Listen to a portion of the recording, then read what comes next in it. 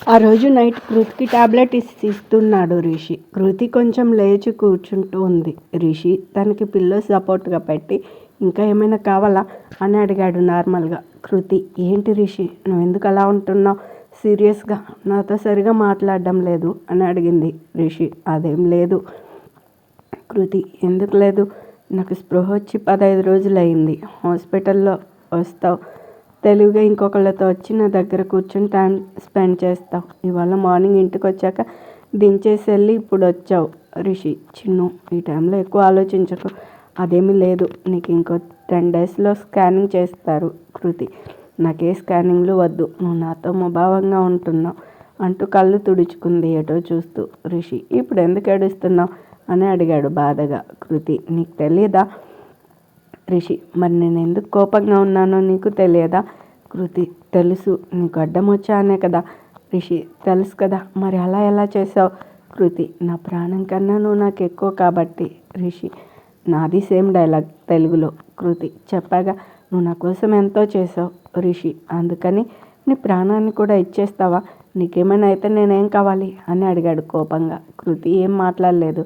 రిషి తన దగ్గరకు వచ్చి హగ్ చేసుకుని, ఎంత బాధపడ్డానో తెలుసా నువ్వు నిన్నలా చూసేసరికి అన్నాడు తన కళ్ళల్లోకి చూస్తూ. కృతి, ఒక్కసారి నాన్న అనగానే రిషి తన నుదుటిని ముద్దు పెట్టి తన పొట్ట మీద ముద్దు పెట్టాడు. కృతి బొంగు ముద్దు పెట్టి, అంతేలే, నాతో పోటీ అప్పుడే. రిషి, మరి నేను అనుకున్నట్టు ముగ్గురు. కృతి, మన అక్క చెప్పింది నెక్స్ట్ స్కాన్లో తెలుస్తుందని. రిషి, సరే, ఒక పాప 2 బాబులు, ఏమంటావు? కృతి, నువ్వు ఏదంటే నేను అదే అంటాను. కృతి నవ్వింది. రిషి కృతి పక్కనే చేరి తన్ని దగ్గరికి తీసుకున్నాడు. లిప్స్ అందుకున్నాడు, తర్వాత బుగ్గలు. కృతి, రిషి, నాకు డౌట్. రిషి, మొదలెట్టవా? కృతి, సంజయ్ సంగతి అంతా మిత్ర చెప్పింది, నువ్వు అన్ని తుక్కుగా కొట్టావని. తర్వాత ఏం చేసావు? రిషి, బుడ్డోడా, అవన్నీ నీకెందుకు, నువ్వేం ఆలోచించకు. హ్యాపీగా నువ్వు నేను మన బుడ్డోళ్ళు అంతే. కృతి, అయితే చెప్పనంటావు? రిషి, చెప్తాలే కానీ మీ డాడీ సంగతి ఏం తేల్చావు? కృతి, ఆయన మా డాడీ కాదు, మా అక్క వాళ్ళ డాడీ. రిషి, తప్పులు ఎవరైనా చేస్తారు, కానీ ఆ తప్పును క్షమించడం కొంతమందే చేస్తారు. అందులో ఆయన నీ తండ్రి చిన్ను. ఆయన ఇప్పుడు రియలైజ్ అయ్యారు తెలుసా. నీకు అలా జరిగాక చాలా బాధపడ్డారు. ఆయన బాధ నీకు అలా అయిందని మాత్రమే కాదు, నీకోసం నేను పడే బాధ నుంచి చాలా ఫీల్ అయ్యారు. కృతి మౌనంగా వింటుంది. రిషి, కాబట్టి బుడ్డోడా, నేను చెప్పేది ఏంటంటే నెమ్మదిగా ఆయన్ని క్షమించు. కృతి, నువ్వు చెప్పావుగా, అలాగే నాన్న. రిషి, దట్స్ మై బుడ్డోడు అంటూ తనని దగ్గరికి తీసుకున్నాడు. కొన్ని రోజుల తర్వాత కృతికి స్కానింగ్ చేశారు. ట్రిప్లెట్స్ అని కన్ఫర్మ్ చేశారు. అందరూ చాలా హ్యాపీగా ఫీల్ అయ్యారు. కృతి రూమ్లో సుప్రజతో కబుర్లు చెప్తూ ఉంది. మిత్ర వచ్చి కృతిని హగ్ చేసుకొని కంగ్రాట్స్ చెప్పి, నేను చెప్పలా అక్క, వీళ్ళు 3 ట్రిప్లెట్స్ అని. సుప్రజ, అవునవును అంటూ హైఫై ఇచ్చింది. కృతి ఇద్దరిని చూసి సిగ్గుపడింది. మిత్ర, అమ్మ చెప్ప పాప, ఇంకా సిగ్గుపడితే లాభం లేదు. ఆ ట్రిప్స్ గట్రా డాక్టర్ పాపకి చెప్పు. సుప్రజ, మాకేం టిప్స్ అవసరం లేదు. మిత్ర, సరే అక్క, నీకు పెళ్ళై నెల అవుతుంది, చూద్దాం. డాక్టర్ బాబు ప్రతాపం. కొత్తగా సుబ్బు బేబీ సిగ్గుపడ్డం మొదలవుతుంది. కృతి, ఏ మిత్ర, నాకు సిగ్గు ఎక్కువ, నీకు అసలే సిగ్గే లేదు. మిత్ర, హలో, నేను ఇంతే అంటూ ఉంటే వినయ్, రిషి, సూర్య లోపలికి వచ్చారు. మిత్ర, కంగ్రాట్స్ రా హీరో అంటూ షేక్ హ్యాండ్ ఇచ్చింది. రిషి కృతి వైపు చూశాడు ముద్దుగా. కృతి కళ్ళు తిప్పింది. వినయ్, కృతితో ఎక్కువగా స్ట్రెస్ తీసుకోకు, చాలా కేర్ఫుల్గా ఉండాలి. మిత్ర కృతి చేలో, అసలే చాలా కష్టపడ్డారు. కృతి మిత్ర చేతి మీద గిచ్చింది. వినయ్, అన్నట్లు కృతి, నీకో గుడ్ న్యూస్. ఆ రోజు నువ్వు మన ఫామ్ హౌస్కి వచ్చినప్పుడు నాతో చెప్పావుగా. అందరూ ఆశ్చర్యంగా కృతి వైపు చూశారు. రిషి, దేని గురించి అని అడిగాడు ఆశ్చర్యంగా. వినయ్, ప్రీతి వాళ్ళ పాప గురించి. మిత్ర, అవును, నువ్వు డాక్టర్ బాబుకి ఏంటో చెప్తుంటే ఇదని అనుకోలేదు. కృతి, ఏంటి బావగారు, ఆ పాప ఓకేనా? వినయ్, నువ్వు చెప్పినట్లే నేను నా ఫ్రెండ్స్ ద్వారా ప్రొఫెషనల్ డాక్టర్ని రెఫర్ చేశాను. ఆయన వరల్డ్ ఫేమస్. పాపకి ట్రీట్మెంట్ ఇవ్వడం స్టార్ట్ చేశారు. రిజల్ట్ బాగుందని, పాప రియాక్ట్ అవుతుందని ప్రీతి కాల్ చేసింది. నాకు మరీ థ్యాంక్స్ చెప్తుంటే ఇక తప్పక నీ గురించి చెప్పా అన్నాడు. సుప్రజ, నాకు ఒక్క ముక్క అర్థం కాలేదు. వినయ్, మీ చెల్లి ఆ రోజు నాతో తనకి ప్రీతి మీద కోపం ఉన్నా ఏనాడు తనకు చెడు జరగాలని అనుకోలేదని, ఆ పాపను అలా చూశాక చాలా ఫీల్ అయ్యానని, ప్రీతిని చూస్తే జాలేసిందని చెప్పింది. నా ఇన్ఫ్లుయెన్స్తో మంచి డాక్టర్ని సజెస్ట్ చేయమంది. నిజానికి నేను అంత దూరం ఆలోచించలేదు. సుకృతి చెప్పాక నేను తనకి హెల్ప్ చేశాను. సుప్రజ, అంటే చెల్లిని ప్రీతి మీద కోపం పోయిందా? కృతి, అక్క. మిత్ర, అబ్బో అంత తొందరగానా? Good good. కృతి రిషి వైపు చూస్తూ, మా ఆయన వల్లే ఏదైనా ఎంత ప్రేమించాలి, ఎలా క్షమించాలి, కోపం ఎక్కడ చూపించాలి అన్నీ నేర్చుకుంటున్నా అంది. రిషి కళ్ళతోనే నవ్వాడు. మిత్ర, రే సూర్య వేసుకోరా సాంగ్. పతియే ప్రత్యక్ష దైవము, దైవము సూర్య, దైవము అంటూ సాగదీశాడు వినయ్. రిషి, లాభం లేదు, మనోడు తెలుగుకి తెగులు పట్టిస్తున్నాడు, మనమే ఏదో ఒకటి చేయాలి.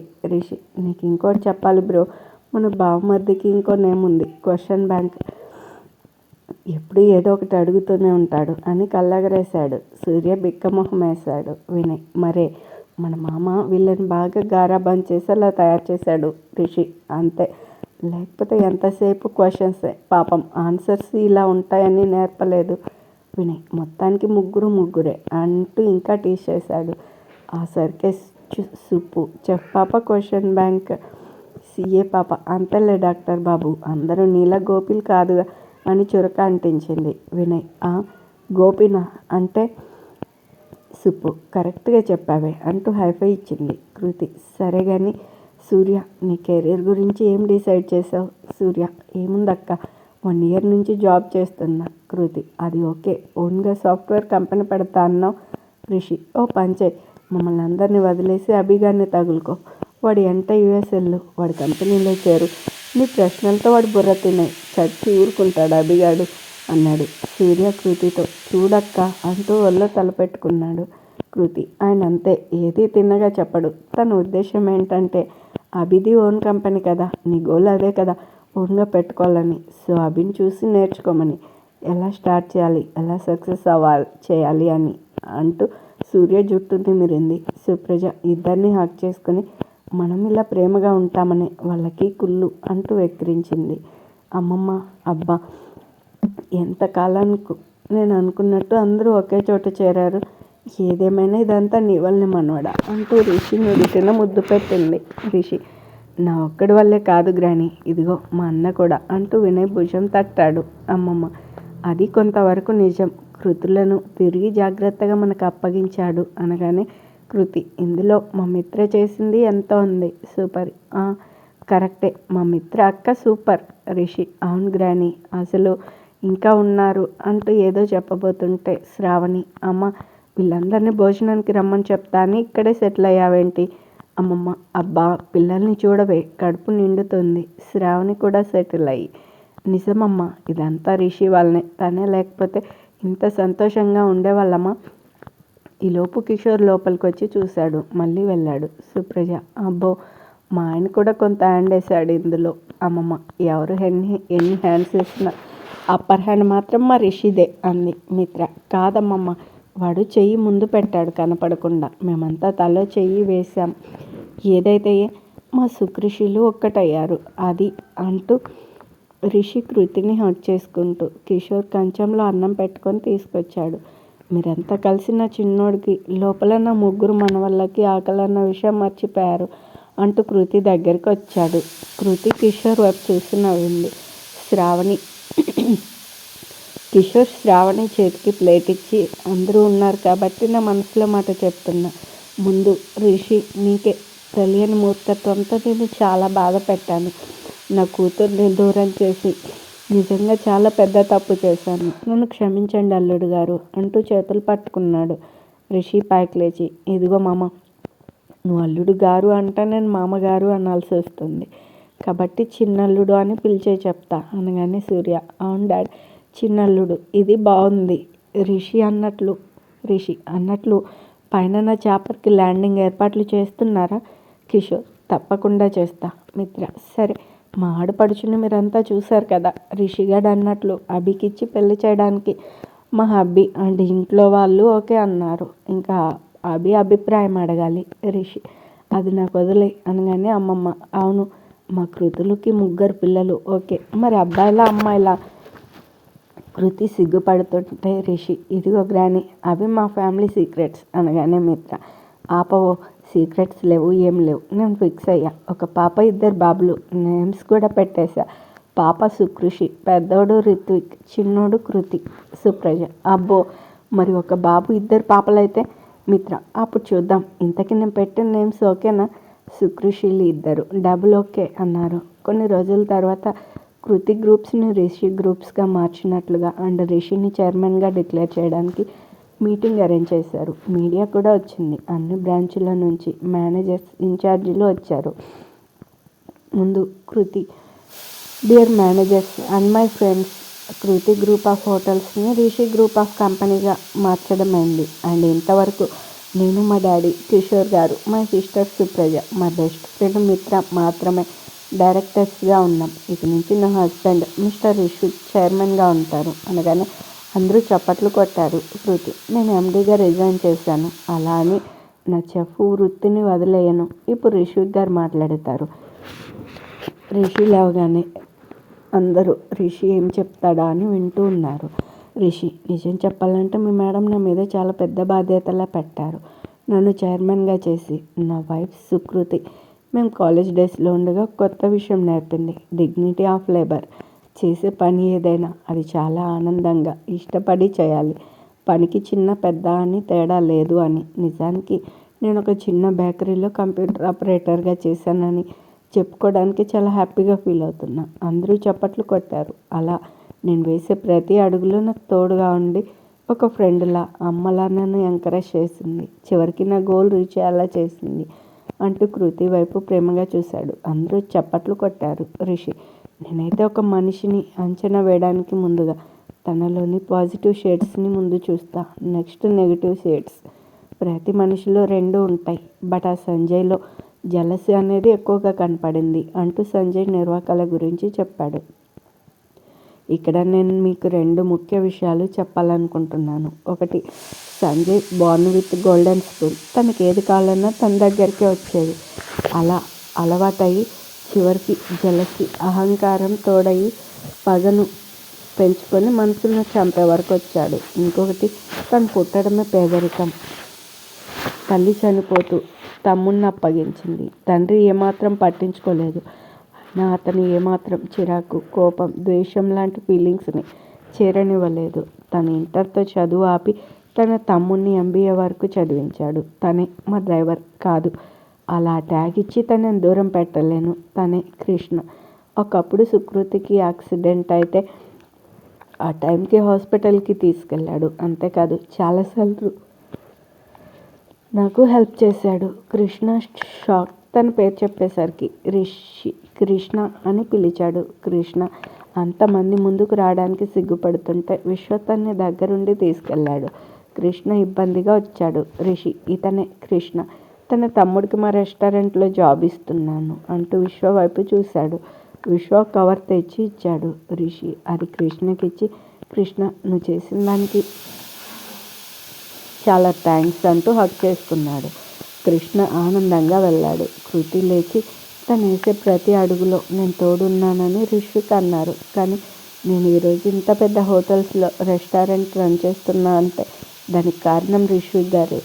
రిషిక్ లేకపోతే సుకృతి లేదు అనగానే అందరూ చప్పట్లు కొట్టారు. ఒక మీడియా అతను లేచి, సార్ ఇది వరకు ఎప్పుడో చెఫ్ కాంపిటీషన్లో మీ ఇద్దరు గొడవ పడ్డారు, దాని గురించి.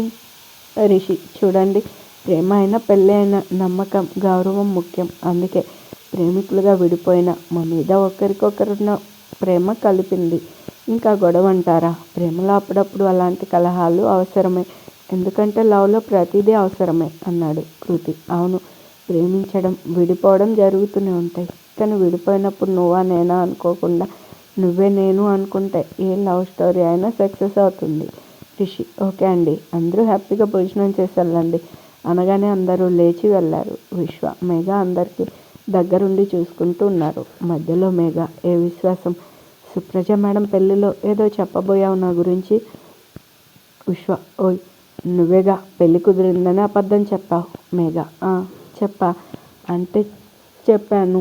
విశ్వ, అదే ఎందుకు అని అడుగుతున్నా. మేఘ, ఎందుకంటే అలా చెప్తే నువ్వు నా జోలికి రావని. విశ్వ, నీ జోలికి నేను వచ్చానా, లేకపోతే నువ్వే నన్ను కదిలించావా. మేఘ, నేనే అనుకో. ఎందుకో తెలీదు విశ్వ, ఫస్ట్లో నువ్వు నచ్చలేదు కానీ అంటూ ఆగింది. విశ్వ, కానీ. మేఘ, ఈ మధ్య నచ్చడం మొదలుపెట్టావు అనగానే విశ్వ అంటే మేఘ ఐ లవ్ యూ అనేసి వెళ్ళిపోయింది. విశ్వ, నేను చెప్పాలనుకుంటే నువ్వే చెప్పేశావా ఫుడ్డీ పాప అనుకుంటూ ఎగిరాడు. ఇదంతా మన డ్రైవర్ బాబు కృతి చెవిలో వేశాడు. వచ్చిన గెస్ట్ స్టాఫ్ అందరూ వెళ్ళిపోయారు. రిషి వాళ్ళ ఫ్యామిలీ కృతికి బాగా దగ్గరైంది. రూప కూడా కృతి ప్రెగ్నెంట్ అని తెలిసాక చాలా చేంజ్ అయింది. ఆడ లేడీస్ ఒకవైపు, మగ జెంట్స్ మరోవైపు కూర్చున్నారు. అభి, వినయ్, సూర్య, రిషి, మిస్టర్ మిత్ర లంచ్ చేస్తూ. రిషి, అభి, నేను ఏదో అడిగా మొన్న, నీ ఒపీనియన్ ఇంకా చెప్పలేదు. అభి, నాకు కొంచెం టైం కావాలి. Rishi, take your own time but yes అనే చెప్పాలి. అభి, నాకు సిసిరా ఓకేరా అన్నాడు. వినయ్, ఇంకా లేట్ ఎందుకు అభి, పెళ్ళి చేసుకుని వెళ్ళు. అభి, లేదు వినయ్, అర్జెంటుగా వెళ్ళాలి. బట్ నెక్స్ట్ టైం పెళ్ళి నీతోనే వస్తాను. సూర్య, అభి, ఈసారి నీతో నేను వస్తా. అభి, రిషి, విన్ని నాకంట కట్టింది నువ్వేనా. రిషి, పోన్లేరా ఏదో చిన్నపిల్లాడు అన్నాడు. రిషి, అవును. రిషి, ఇంతకీ సంజయ్ని ఏం చేసావు. రిషి, ఆ రోజు నేను కొట్టిన దెబ్బలకే వాడు తేరుకోలేదు. ఆ రోజు చేసిన తప్పులన్నీ వాడే ఒప్పుకొని ఇరుక్కున్నాడు. మన కోర్టుకు తీసుకెళ్ళాక తప్పించుకోవాలని ట్రై చేశాడు. అభి, ఇంకేముంది, పోలీసులు చెక్ చేస్తుంటే ఎదురుగా వచ్చిన లారీని చూసుకోలేదు. వినయ్, అంటే పోయాడా. రిషి, లేదు, 2 కాళ్ళు తీసేశారు. బ్రతుకున్నంతకాలం బెడ్ మీదనే. వినయ్, ఏం చేస్తాం. సూర్య, మీరంతా మారారు కాబట్టి సరిపోయారు, బ్రతికిపోయారు. రిషి, వినపడింది. సూర్య, మీరు కేక బావగారు అంటూ హక్ చేసుకున్నాడు. అభి యుఎస్ వెళ్ళిపోయాడు. కృతి రిషితో మాట్లాడి విశ్వ మేఘలకి లైన్ క్లియర్ చేయించింది. ఫలితంగా విశ్వాసం ఫుడ్డీ పాపకి బలి. 9 నెలల తర్వాత హాస్పిటల్. కృతికి డెలివరీ అయి రిషి అనుకున్నట్లుగా ఒక పాప, 2 బాబులు పుట్టారు. మిత్ర చెప్పినట్లే నేమ్స్ పెట్టారు. 6 నెలల తర్వాత రిషి, కృతి చాపర్లో రిషి ఫామ్ హౌస్లో ల్యాండ్ అయ్యారు వాళ్ళ పిల్లలతో. కృతి మొత్తం చూసి వావ్ సూపర్ అంటూ రిషిని హక్ చేసుకుంది. రిషి సుకృషిని చూపిస్తూ, దీన్ని చూడు బుడ్డోడా, అచ్చం నీలాగా మూతి ముడుస్తుంది అన్నాడు ఆనందంగా. కృతి, ఈ పెద్దోడేమైనా తక్కువ, నీలాగా వీడికి సంఖ్య తిరుగుతూ ఉంటుంది. ఏదైనా ఇవ్వకపోతే చాలు కోపం చూపిస్తున్నాడు. రిషి, చిన్నోడేనే గుడ్ బాయ్ అంటూ వాడికి ముద్దు పెట్టాడు. కృతి, తొందరపడకు, పెద్ద అయ్యాక తెలుస్తుంది అయ్యగారి బుద్ధులు. రిషి, కూతురు నీలాగా తింగతి, కొడుకులు నాలాగా. కృతి, దేశముదుర్లు అంటూ వెక్కిరించింది. రిషి, ఏయ్ నిన్ను అంటూ లేచేసరికి కృతి పరిగెత్తుకుంటూ వెళ్ళి బెడ్ మీద వాలింది. రిషి, బుడ్డడా పాపం రా, మన సుకృషి ఒక్కతే అమ్మాయి, దానికి ఇంకో చెల్లిని ఇచ్చేద్దాం అంటూ కృతి లిప్స్ అందుకున్నాడు.